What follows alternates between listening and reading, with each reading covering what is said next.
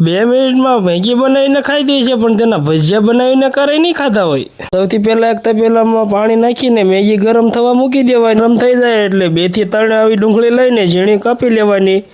ડુંગળી કપાઈ જાય પછી મરચાંનો વારો પાડી દેવાનો. મરચાં પણ ઝીણા ઝીણા કાપી લેવાના. મરચાં કપાઈ જાય પછી લીલું લસણ કાપી લેવાનું. ઝીણું ઝીણું લસણ કપાઈ જાય પછી એક બાઉલમાં ડુંગળી અને પછી એમાં લીલું લસણ નાખી દેવાનું. લસણ નખાઈ જાય પછી લીલા મરચાં એડ કરી દેવાના. સાથે સાથે કોથમરી પણ એડ કરી દેવાની. હવે 1 ચમચી ધાણા જીરું એડ કરી દેવાનું. મેગી મસાલો પણ એડ કરી દેવાનો. મેગી મસાલો નખાઈ જાય એટલે 1 કપ ચણાનો લોટ નાખી દેવાનો. પછી એમાં મેગી નાખી દેવાની. મેગી નખાઈ જાય એટલે બરોબર મિક્સ કરી લેવાનું.